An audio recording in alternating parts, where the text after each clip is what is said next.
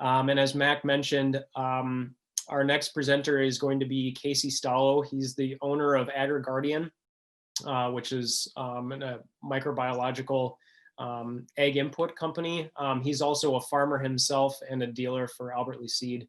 And for those of you that are familiar with Casey, farms in the southern part of the state, very well respected and pretty definitely a wealth of knowledge on farming and getting very high yields under conventional conditions. So we're really pleased to have him be a part of our program today. This is going to be a little bit unique, and how this is going to work is that we filmed a video earlier on this year. So we're going to start out this presentation by playing the video. And then after the video is done, the video runs about 20 to 25 minutes, I believe. So after the video is done, we're going to have Casey live on the Zoom. So if you have questions that have come up during the video, or if you just want to wait until after the video is done, Casey will be on afterwards to field your questions about high yield conventional soybeans. So with that, thanks very much for joining us today. We really appreciate it. And I think we're going to transition over to the video now.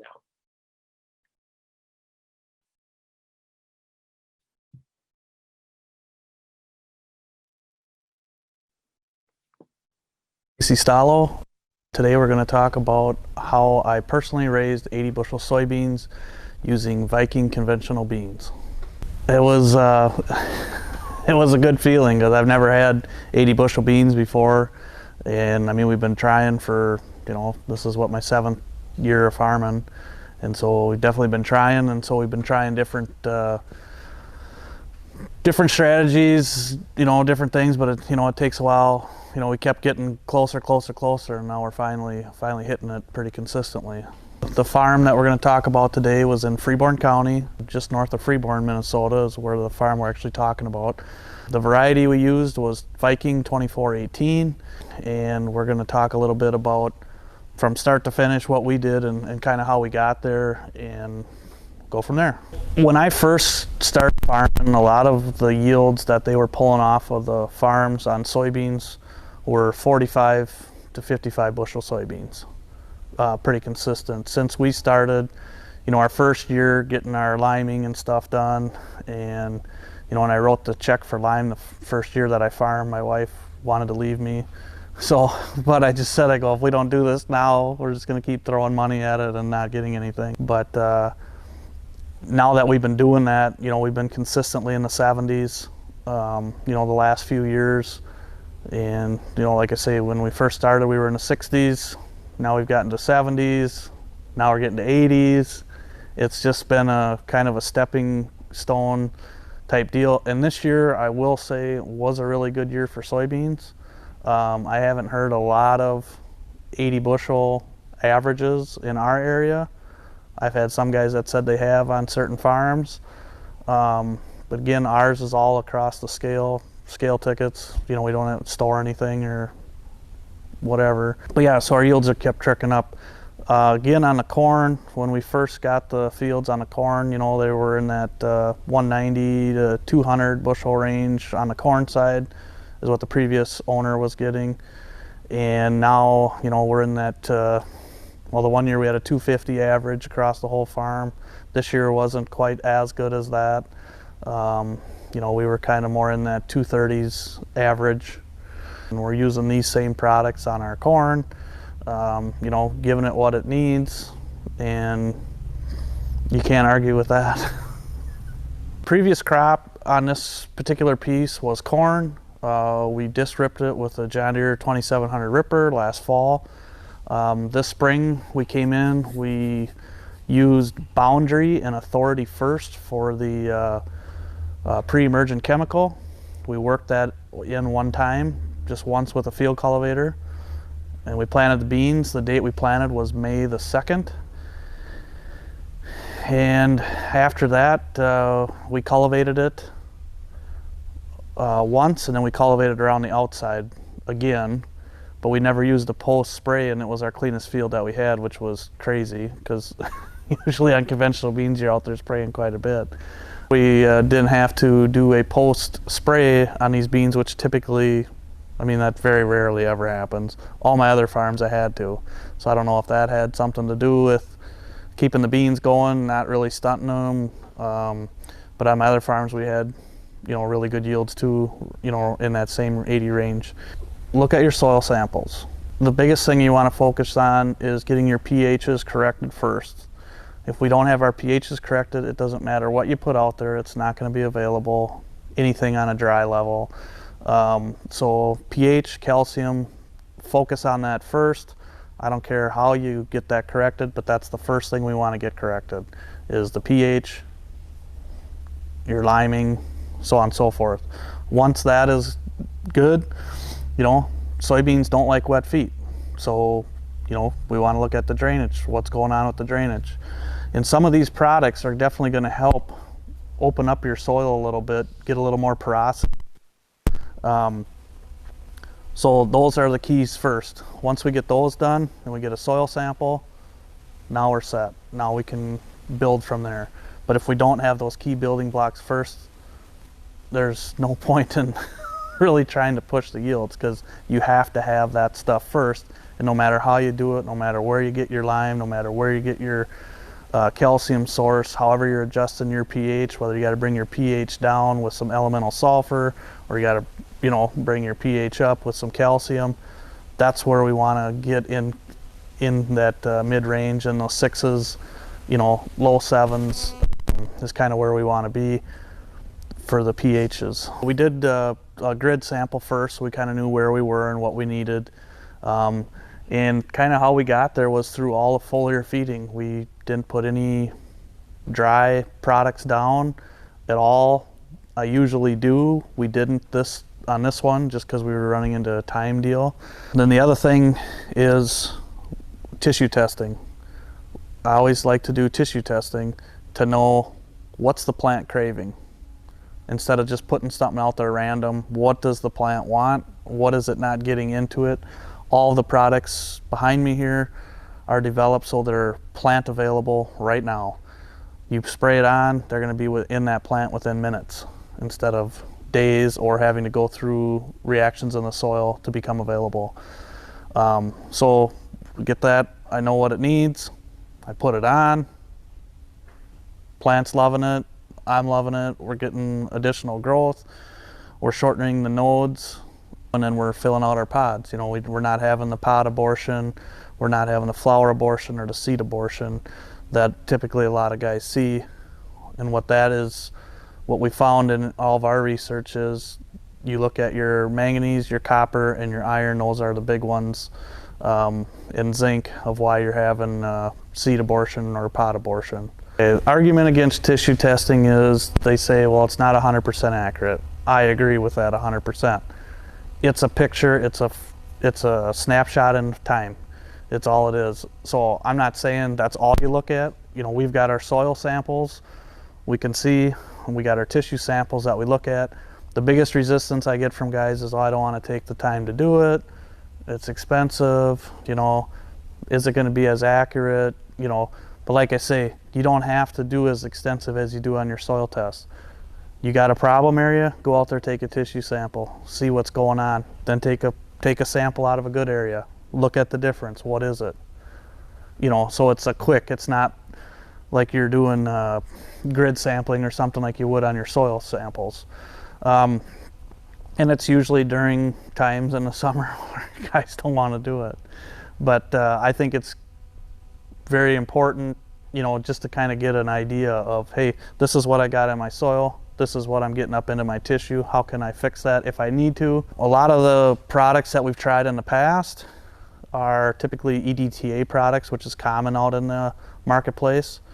And those are fine in furrow, but anytime you're putting them with chemistry or as a foliar feed, they're just not available, not very efficient.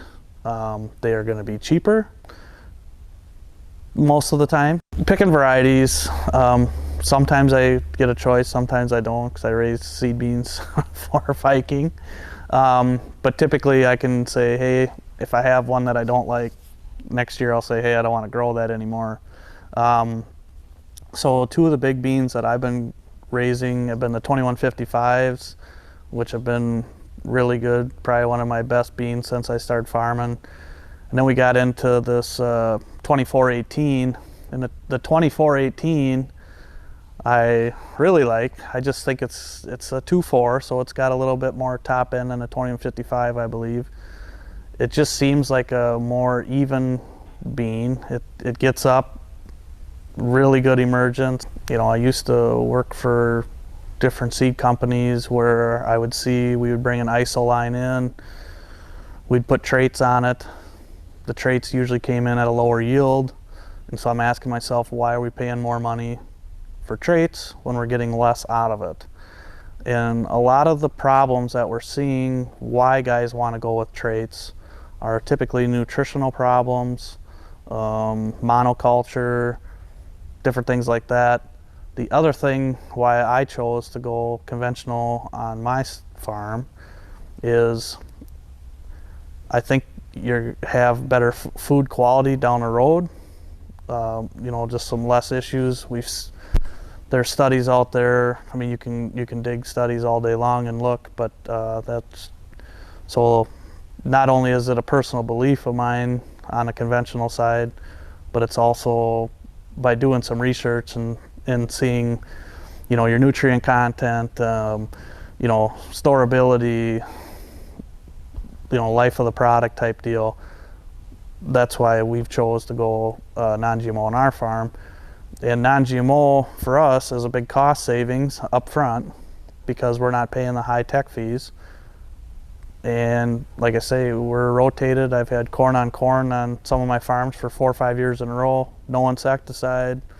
And again, that's not for everybody because there's going to be some train wrecks out there, but once you get your soil working for you, it's an extra hired guy more or less because it'll take care of you.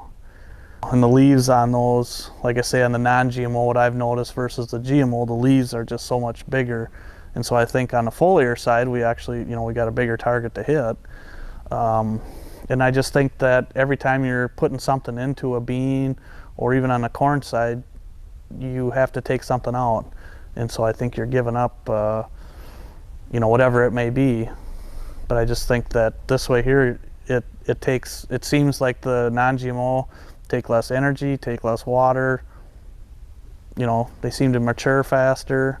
Well, Acre Guardian's been in business for 15 years now. They sell worldwide, so we're in all the states and in different countries. The biggest thing that we've noticed with our clients is we're using less, but we're getting more. We've done all of our testing through USDA, university systems, you know, so it's not like we're going to get a test off of my farm and publish it. That's not how it is. Also, we have letters from the USDA stating that you can tank mix our stuff with Roundup, which I don't use, but we have that. You can tank mix it with Roundup, Liberty, any of that, and we've got documentation for that as well. So on the inoculants, there's 2 different forms you can do. You can do one through a commercial treater on your soybean seed, or we have one where you can actually do it in your planter box as you're planting. We typically go with the commercial on the Marauder side of things, and that a lot of companies will have that in with their full package. Very, very inexpensive to use. The planter box one, a lot of guys like doing that so they don't have to treat their beans in case they run into weather and have to take back, you know. So as long as the package isn't open or whatever, or the beans aren't treated, then that's easy to do then. So on the Graph XSA here, this is one that you can put on in the planter box. So you can just sprinkle it on as you're putting the seed in through your seed tender or whatever. You know, you're gonna put that on at planting. Marauder is one that you would inoculate through a commercial treater. So when the beans come treated to you, wherever you're getting them treated, they would be putting that on at that point in time. It's good for up to 120 days, and I'll mention the Marauder and the Graph XSA are both ABM products, which you can get through the seed house, or you can look at abmfirst.com. So I like to start with that. I planted my soybeans on May the 2nd. I planted them at 160,000 seeds per acre, Just a John Deere Centerfill 1775, Promax 40 discs, nothing beyond the realm, nothing beyond anything expensive. It's just kind of what come with the stock. And then after that, once the beans got up, we start hitting them about the third trifoliate with our first shot of foliar feeding. And in our soil maps, I knew we were low in sulfur. I knew we were low in sulfur. I knew we had some issues with certain spots with organic matter. So some of the first products that I started to look at was the humic that we used, and that's just a humic acid, and we put that down at 2 gallons to the acre over the top. And every time we were out spraying with that, we're using a minimum of 20 gallons of spray solution total, so we get a good coverage. Humic, we get that out of a company called Humic Growth Solutions out of Jacksonville, Florida. The humic acid we can put on, you can do that on the soil or you can put it on as a foliar too, but we want to do it earlier. It is OMRI listed, so you can use it on organic as well. As some of these other products, we do have OMRI certification on different forms of these other products as well. And that one you can put on as a dry, so many pounds, or what we do is we bring it in, we put it through our machine, make it into a liquid so you can run it through your sprayer. Along with that, at that third trifoliate, I'm putting in the AgriGuardian Molly product. And what that does is that helps with your nodulization, nitrogen fixation. Molly was our first product as of AgriGuardian that we come out with. The biggest problem is when we look at tissue samples and everything, going back on that, you want to make sure you have all your micros. Moly or molybdenum is a essential plant nutrient, so we want to make sure that's on our tissue tests. It's associated with nitrogen. So on the soybeans, it's going to help with nodulization, nitrogen fixation. On corn, it's going to help bringing nitrate back to ammonia form. And so on the corn, like I say, you bring up ammonia, stores in the plant, but that's a free radical, so it can only be there for 7 to 10 days. Then it's got to store it as nitrate. A cheap, dirty way to find out if you got good nodulization is when you pull the bean plant out, squeeze the nodule. If the nodule, after introduced to the air, turns red, you should have sufficient moly in your nodules. If it turns more of a brown or a green, you're going to want to use some of this product to help get it going faster and get those nodules up and running. The other thing that I like to put in every time I'm out there is a micronutrient package. And this one here by AgriGuardian, you can tank mix with any of your herbicides, any of this stuff up here, so you have no special pass. Very, very inexpensive. Micromix, this is kind of AgriGuardian's flagship product. It's probably on the most acres out of any of our products. This one you can tank mix with Roundup, Liberty, and we should have our Enlist label here come spring. And what this is it's a complete mix of micronutrients. You got iron, manganese, boron, copper, zinc, molybdenum. Those are the main ones. So it's in a usable form, so we can get it in. Like I say, we have research that shows it getting into the plant within 90 seconds. And it's a proprietary chelating agent in there, which does that and which all of our products contain. So I guess the other thing with micromix or micronutrients, so to speak, would be that's where a lot of your plant health, you're going to need, for all your macros to work, you're going to have your micros in line with that. So each macro is more or less paired up with a micro, and you have to have the different ratios and have them both available for each other for them all to work efficiently. And so, like, for example, if you look at on some of your micronutrients, some of those deficiencies can look like nitrogen deficiency, so to speak. So that's why we do the tissue testing, because if you look at something and say, oh, it's nitrogen deficient, okay, we go put on more nitrogen. The plant didn't really do anything. Why? Well, maybe it was molybdenum deficiency. Molybdenum and nitrogen deficiency look identical. I always like to call it the moron effect. where guys think, oh, if I just put more fertilizer on, more on, well, that's what we're doing. We're creating imbalances. So again, once we get our soils where we kind of want them with the pH, and get our calcium ratios where we want them, which cal to mag ratios, you want 7:1, maybe even 10:1. On your base saturation, you want your calcium a minimum, you know, some guys say 2, I like to say 3 to 5 for your percent base saturation on potassium.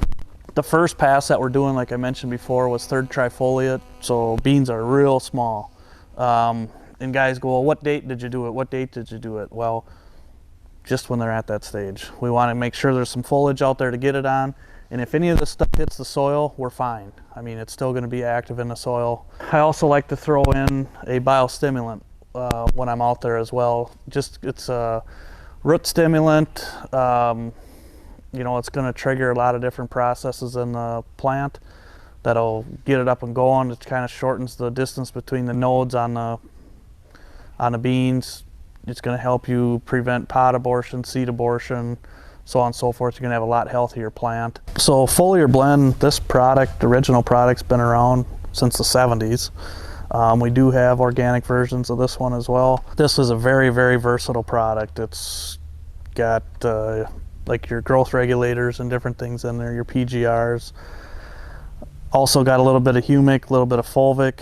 The Foliar Blend, there's also a product in there called salicylic acid, which helps trigger the plant's natural defense system. You got root stimulants. You can use this as in furrow. We have a form of it that can go in furrow on corn. We have a form of it where you can treat wheat, corn, alfalfa, beans.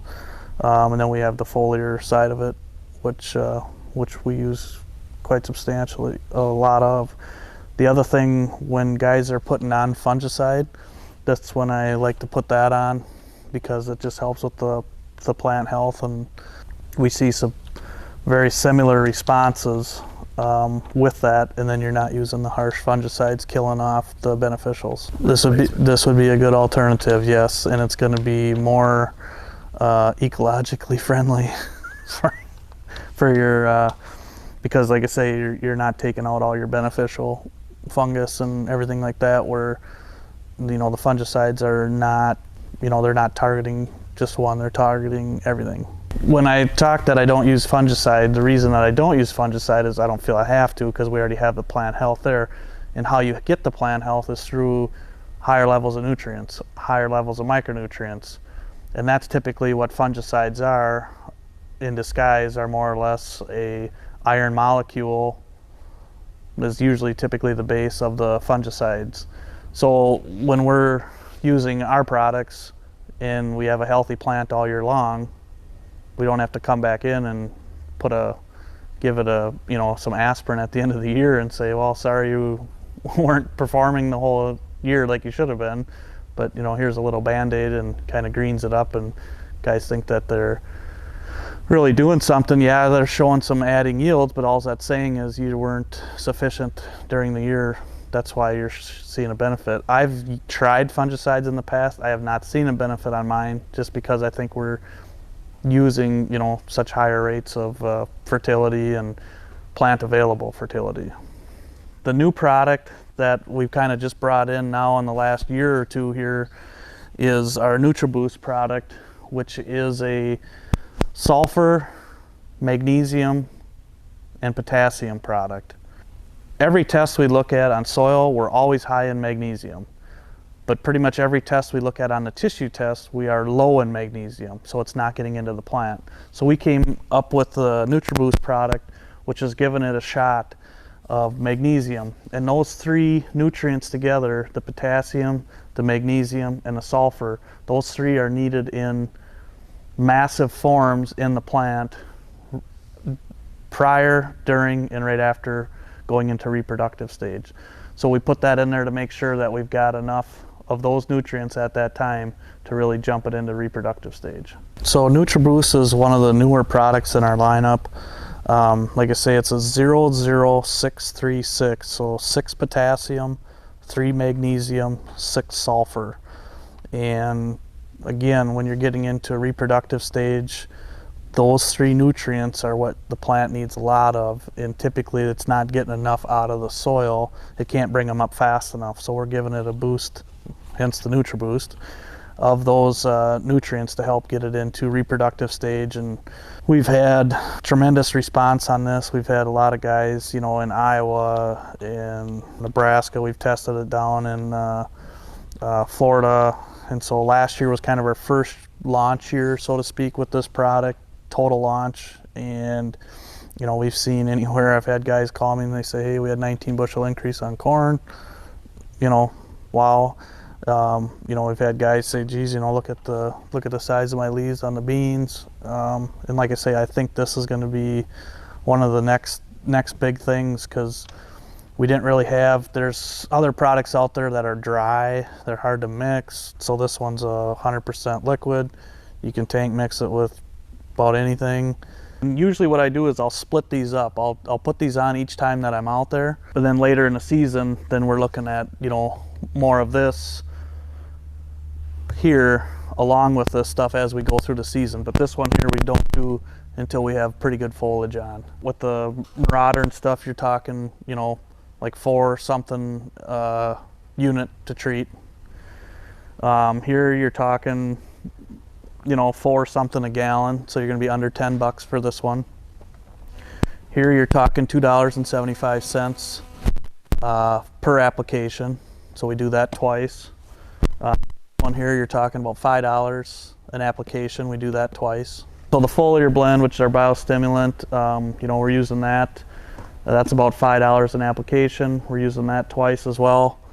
And then the Nutriboost is around $10 a gallon, and we're putting on a whole gallon of that. So if you want to do it when the beans are smaller, you can go with a half a gallon. You want to do it when the beans are bigger, that R1 time frame where your pod is starting to elongate but not fill yet, then we can go with a gallon because we got plenty of foliage. And remember, the key to foliar feeding, the more water the better. I like to go a minimum of 20 gallons of water per spray solution. So total, when you total all this up, you know, you're probably going to be in that $30, $40 range additional than the typical program. But like I say, we've been seeing, you know, so $40 right now. I think we got, what, $9 beans, $10 beans. You need 4 bushel to make that pay. Not only that, I don't use fungicides at all, so there's a savings there. I just don't think that all that's doing is, you know, bringing a slingshot to a gunfight. You know, you're just putting a Band-Aid on something. You're not really, you know, you're covering up some of the mistakes that we made earlier in the season. With this here, we have full season plant health. You know, we're going to have better test weight. We're going to have, on the seed side of things, we've noticed better germination. Like I said, I use Boundary and Authority first down, and it's a little bit more expensive, but you're not paying a tech fee up front. And just visiting with a guy this morning that I sold some beans to, there, you know, there's premiums available on non-GMO soybeans, so that's going to help offset that. And there's different premiums, whether you're going food grade or just non-GMO regular. You know, so you're going to want to call around, and CHS is one I know will give premiums on it. I know Pipeline, Purest Protein, there's a whole bunch of them, and I think AL Seed website, there's different buyers and whatever to look. And that's the other thing too, if you're looking at a non-GMO premium, find out what bean they want. Do they want a clear hilum? Does it matter if it's a dark hilum or not? You know, those are questions that you're going to want to ask before you plant them. And then when you get to harvest and they say, no, we can't have those, we got to have this, or, you know, you want to make sure you're on the right track there. Post emergence, we didn't do any on this field, but on all my other fields I had to. And typically what I go with on my posts is I like using a Warrant Ultra. It doesn't seem to ding them as bad as, say, like a Flex Star, you know, or a Cobra or something like that. It does have some residual. On the grass, I just use a Select, you know, just or a generic grass killer. But typically, and again, on the weed control, you get your calciums up there, you get your fertility up there, you will have, you know, less weeds. Now, we've been fighting giant rag forever, and I think we're starting to get a handle on that a little bit better, but that's probably been my biggest weakness, you know, on the non-GMO soybeans is, you know, you get some patches that'll get out of hand, or, you know, something like that, where you spray them, they look like they're dead, and then they come back later. Well, then you can't go out and spray again. So it's a little more on the timing side versus, say, a Roundup bean or an Enlist bean or Liberty bean, where you got more of a window to get them. On the non-GMO, we want to get them when they're real small. Get them when they're real small, wipe them out. You know, and then I've also had guys tell me, because I use, you know, I cultivate my beans. They say, oh, by cultivating beans, you know, you're making some more seed, you know, you're regerminating or this or that. But like I say, when they're small and you go through there a couple times, wipe them out. There's no better chemical than, I always say, than iron. Go through and take them out. You know they're out, they're dead. Everyone's going to have different pricing on their chemicals. Some are going to say, oh, you don't want to use Warren Ultra, you're going to want to use Flexstar, you're not going to want to use that. Depends on your chemical dealer or what they're selling, what they're getting their best pricing on. You know, but shop around. You know, if you're looking for Warren Ultra and you can find it cheaper one place or another, it's still Warren Ultra, you know. I get mine right from our local co-op. They do my spraying and stuff for me. So on the chemical side, and I do all my own foliar stuff. So, but you can tank mix them together as well. I just like to go out with higher doses of water than what typical. You can go to agriguardian.com, or you can give me a call. My number's on the website. Or shoot me an email, give me a call, and you know, we can go through more in depth of what these products do, when to use them, how to use them, cost, different things like that.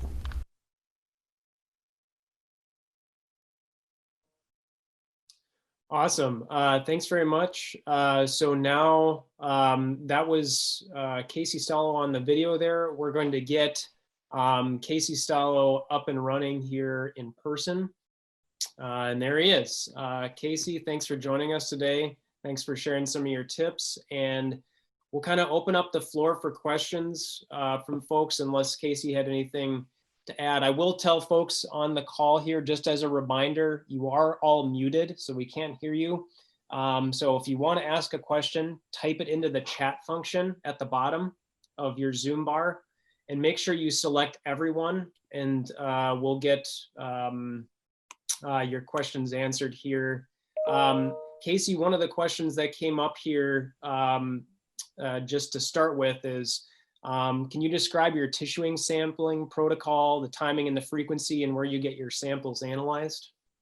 Yeah, so we tissue sample, like I say, either typically before we're going to foliar feed, or, you know, 7 days after we foliar feed to see what our next round's going to be. And yeah, and I send them down to a lab we use, is called MMI, Micro Macro International, out of Athens, Georgia.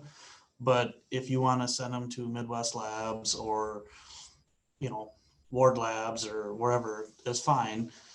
And what we like to do is, where you're sending your soil samples, send your tissue samples to, so there's some accuracies there. There's not so much discrepancy, so to speak. So you're using the same testing method throughout.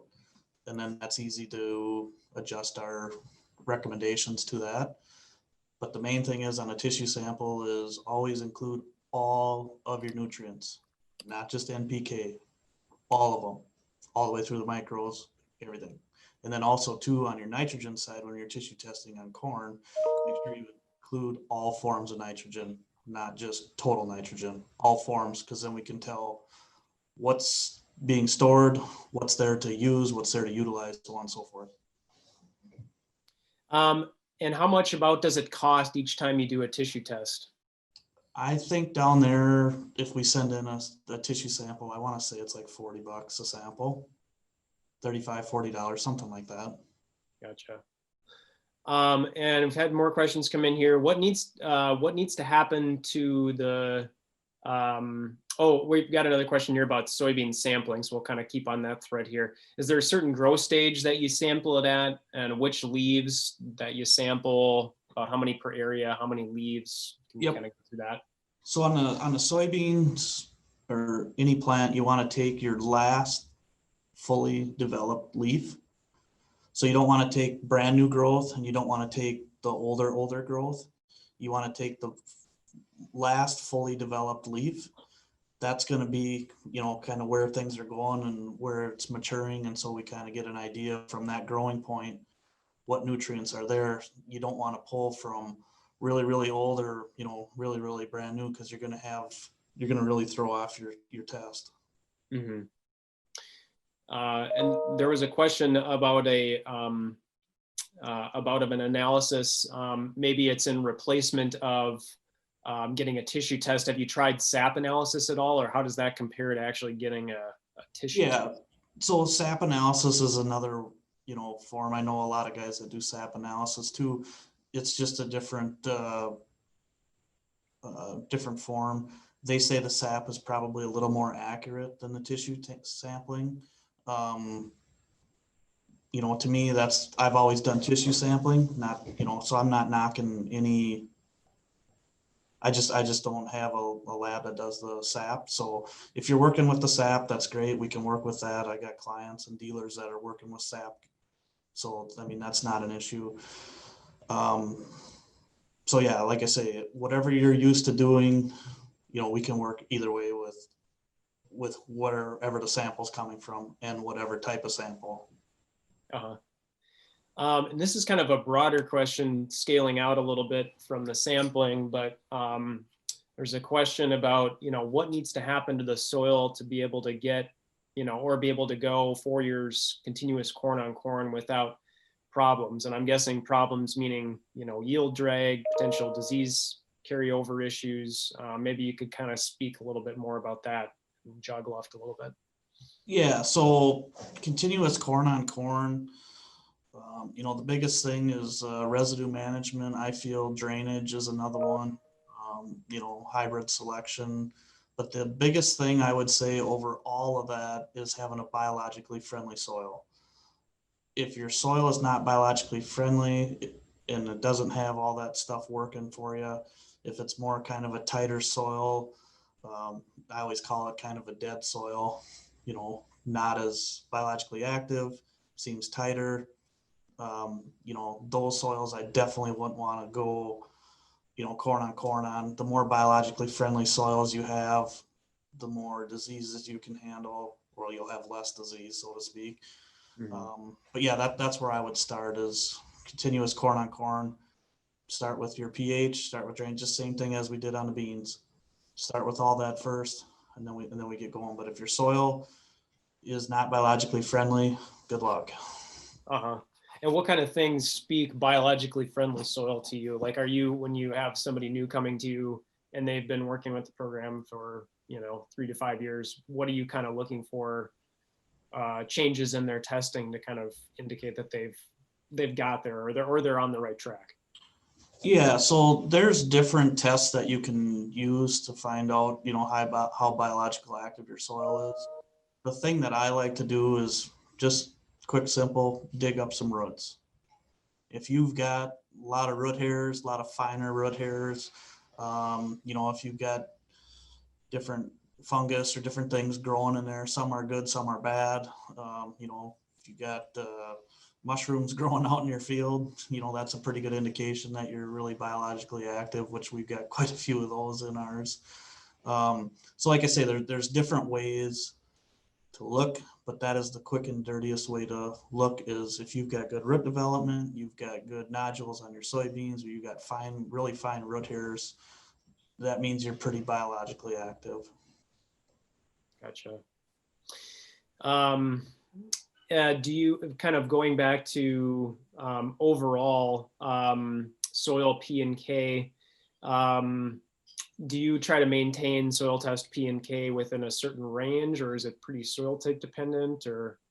Yeah, so obviously, each soil type is going to have different holding capacities. on CECs or different things like that, where, you know, a higher CEC, a better higher holding capacity.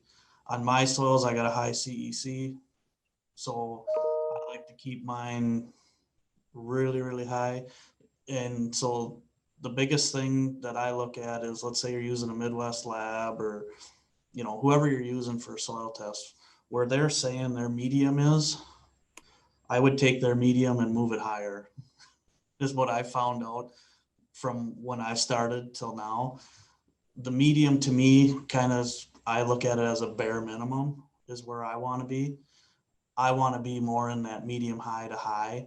So depending on what your soil capacities are, and I've got different, you know, all my soil tests and stuff, I'd be happy to share with anybody. But like typically on mine, you know, on the P side, I want to be, you know, high minimum of 30 parts per million minimum. But typically on mine, I like to be more in that 50 range or higher. On the potassium, I know a lot of guys will say, you know, they want to be in that 150. I want to be over 200. A lot of mine are 300 plus. So, I mean, I've really put a lot into the fertility side. But again, you can put as much as you want out there, but unless you have your pH and all that and working, you know, first, it's not going to do you any good. It's like taking your car uptown, putting gas in when the tank's full. Mm-hmm. Kind of going along with that too, when you're mentioning P and K levels for macro fertility, what type of dry application are you recommending? You know, either you yourself, or what are you recommending for folks to use, or is it dependent upon, you know, base saturation and your other soil type qualities?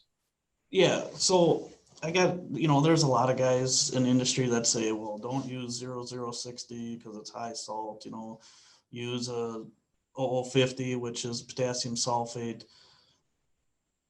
I think, again, if you got biologically active soil, you got good drainage, you can use anything within moderation.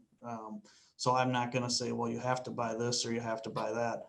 I personally use 0060. I use a lot of AMS for my sulfur.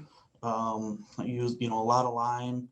So again, I get all my dry right from the co-op. So it's not like I'm getting anything special, you know, but like on the organic side, for example, you know, then you're going to have to use a potassium sulfate because it's organically approved versus 0060. So we can work with anybody. We can work with any supplier. We can work. So it's not like you got to buy a certain P and K that comes out of a certain deal or certain this or that. That I kind of disagree with. Now, if you're talking like a starter fertilizer or something, yes, there's different qualities of there where I would say, hey, or buy from these guys, not from these guys. Mm-hmm. Got a question here about no-till. Whoops. There we go. I got a question about no-till soybean producers, and do you have experience working with folks that are doing continuous no-till and have experience with narrow row beans? Yes, we got a lot of guys no-till or narrow row. The biggest thing I want to do with that is we want to look at, okay, what do we want to do to get that bean out of the ground really fast? We want to pick a good bean that's got good emergence. We want to pick a bean that's got good disease. You know, so yeah, it's a little bit different of a cat, but at the same point too, once we know that, then we can say, okay, hey, these are the beans that we're going to select for that. These are the treatments we might look at putting on a soybean, seeing that we are a no-till. And not only that, but with no-till, foliar feeding is going to be so huge. You know, because we're not mixing that soil up, we're not getting a lot of the nutrients down into the root zone. So the foliar feed is going to be just huge on that. Mm-hmm. Have you noticed particular varieties or variety types of beans do better under no-till conditions versus others? Oh, definitely. Definitely. Yep. And the biggest thing I look at on the soybeans is, like, for example, we're 2155. You could plant that on a gravel road and you'll be fine. I mean, it's just, you know, it's got really good emergence, really good roots, so on and so forth. So, but, you know, and there's certain beans, you know, that I would stay away from, let's say like in our lineup, for example, I'd probably stay away from like 2188s, just because they got a little bit lower score on Emergence. They got a little tendency to lodge, so on and so forth. So again, no matter where, obviously we want to look at the situation. Are we looking at early beans? Are we looking at later beans? And then we kind of narrow it down from there. But yeah, you definitely want to look at, your Emergence, your Phytophthora, your brown stem rot, all those ratings on there, are going to be very, very much more important on a no-till than they would be anywhere else. Mm-hmm. Mm-hmm. Gotcha. Kind of going back, we had talked a little bit earlier about sorry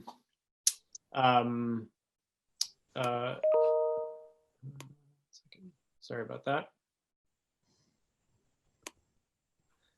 Talked a little bit earlier about making your soil biologically active, and I know it's kind of a big topic, and depending on who you're asking, that there can be different metrics for what biologically active means. But what steps do you specifically take to kind of take a soil that is more kind of biologically dead and farmed out, and get it to that point? Kind of expanding off of that question we talked about earlier about what metrics you're looking for. Maybe there's specific steps as well that's part of that process for you. Yep. So the biggest thing for me is I work with the biological Foliar Blend by the Agri company.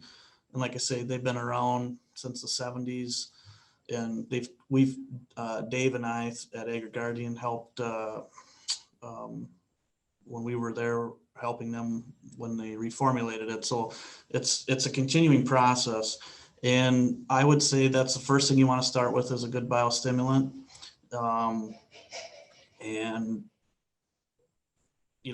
And then also too, taking steps of, like anhydrous, for example. I moved away from anhydrous because that was pretty hard on the biologicals in the soil. We've tried to move towards, more liquid, less fungicides, less insecticides, so on and so forth. So then you're looking at your tillage. So there's a lot of things to look at, but the first thing I always start with when I get with somebody is saying, hey, let's look at a biostimulant. Let's get going what you got going out there. And then we're going to come in with the others, with the micronutrients, so on and so forth, and feed what's out there and keep growing those populations. Mm-hmm. This was kind of naming my next question too, but what role, if any, do cover crops play as part of that? I mean, are you recommending that, or are you kind of seeing that as part of your program as well? Oh, I think cover crops are huge. If guys are set up to do it and will take the time to do it, that's the fastest way to increase your biology, in the soil. The more species you have growing out there, whatever, I would say that would be number one. A lot of guys aren't set up for cover cropping. A lot of guys are getting new into cover cropping, and that's where I think these biostimulants can kind of jump that gap or that bridge until we get more into cover cropping. So yeah, I mean, that would be hands down the best way to go, I feel, would be the cover crop and, crop rotation. But like I say, I think these biostimulants are going to help us get there. The guys that aren't cover cropping, you're going to get them there faster. And if you are cover cropping, I think it's going to get us to where we want to be even faster yet. Have you noticed that people that have kind of started down that biological farming route, do they, inevitably become more diversified as part of that because they are starting to see the benefit of it? Or do you have people that will use kind of inputs only and just continue to grow corn and soybeans? Diversifying wise, like I say, more on the organic side, I guess. I got guys more on the diversifying side. But on the conventional side, the guys that I work with are, mainly the corn, soybeans, might throw in an alfalfa here and there. And that's why, like I say, and especially guys that are corn on corn, more of a monoculture, we definitely want to be looking at the biostimulants. Mm-hmm.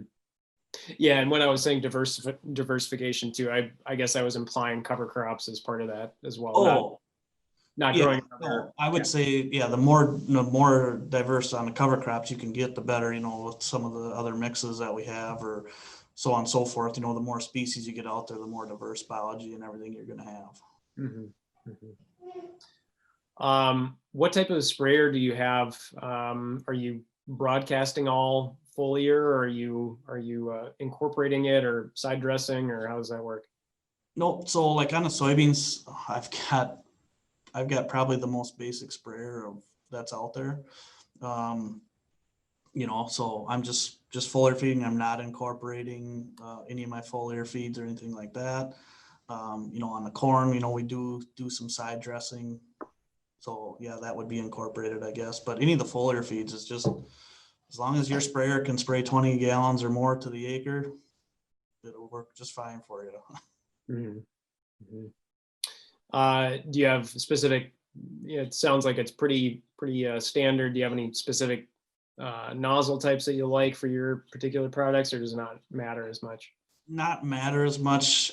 Typically, if you can get a larger droplet size but with our products, the main thing that we did is, and why we've developed them the way we have, is it'll go with about anything, because not everyone's going to have, certain fan tips or certain heavy droplet tips or, this or that. So again, with our products, the main thing with those is you got the proprietary chelating agent, which is going to get them into the plant regardless of the tip that you're going to be using. Mm-hmm. And are you using a sticker or a spreader or something to kind of get those products to stick onto the leaves when you're doing foliar application, or does it just do that by? Well, a lot of the stickers and stuff are already in the products, so that's a positive. The other thing that we use, which wasn't mentioned on there on the video, was a fulvic acid, which we use as a full grow, which also comes from the same place as our humic acid comes from, and that'll help get it into the plant a lot quicker. But all that stuff is contained into our products already. Great. Well, we've got a few minutes here. Anybody else have any questions for Casey while we've got a few minutes? Again, just as a reminder, you're all muted. So if you have a question, you can either request to be unmuted by typing into the chat function below, and we can unmute you physically, or you can just type your questions as you've been doing and I can relay them to Casey. Yep. And the last thing I guess I'd mention is, like on our website, it's got my email. It's just Casey, Casey @acreguardian.com. And my phone number's on there, whatever. I'd be happy to sit down with individuals or, go through individual scenarios with anybody too, after this is done. Mm-hmm. Yeah, I posted a link to your website during the video, but I'll post that again just so everybody has that. Great.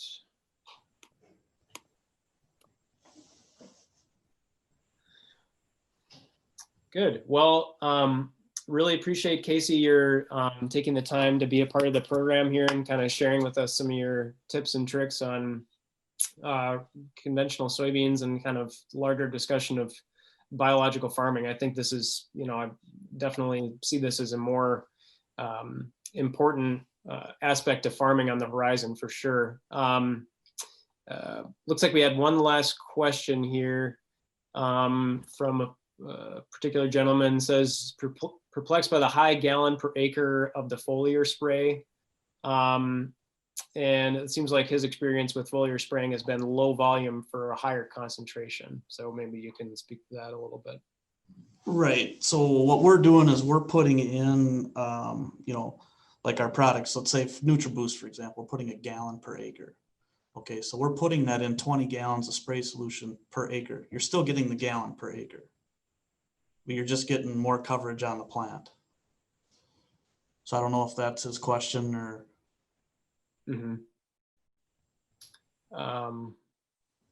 And are you feeling like, I know you kind of mentioned some specific, alluded to it. Let's just come out and say it though, right? Do you feel like glyphosate and Roundup is hampering biological development of the soil? I mean, let's just go there. Yes. I mean, it's a fact. It's known. It's out there. The one thing, and that's why I talk about, inoculation on the soybeans. For the majority of the soybean acres, you're using Roundup, or corn, you're using Roundup, and it'll actually knock back your rhizobium counts in your soil. That's why I always tell all my guys, hey, let's inoculate the beans. Let's get them back going up there. If you look back to university research back in the 70s, 80s, they said, oh, we don't need to inoculate anymore.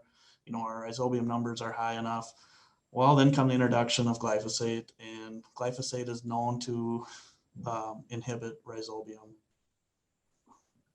Mm-hmm. Yeah, kind of a larger discussion there for sure. Yeah. But no, maybe next year we can have that discussion. Yeah, it won't be via Zoom, so everybody can get their opinions.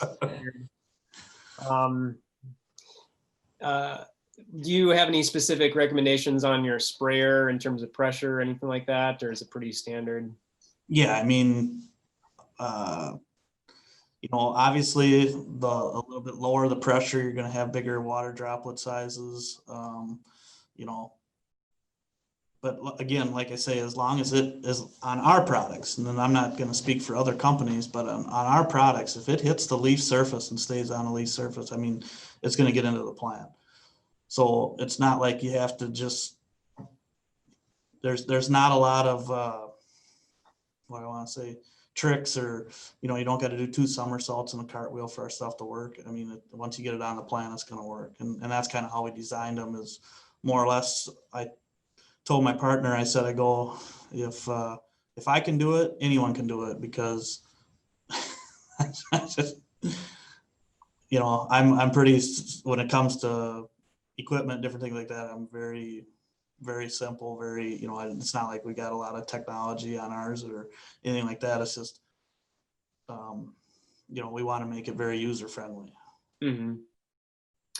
Yeah, kind of going back to chemistry a little bit. We had another question about dicamba drift being an issue with conventional soybeans, which obviously it can be. I don't know, what's kind of your experience been as far as that goes? Yeah, so I mean, we had drift on ours last year. We went out and foliar fed, and it seemed to pull it out faster than the guys that didn't. Do some foliar feeding, where we had the cupping and different things like that. This last year we just had a lot of, there was a heavy charge of dicamba in the air this last year, just with how weather was and everyone using it. So, yeah, I mean, it's just like anything. I mean, if you spray Roundup on conventional beans, or Liberty on conventional beans, or someone hangs over from their corn side, you're going to ding your beans.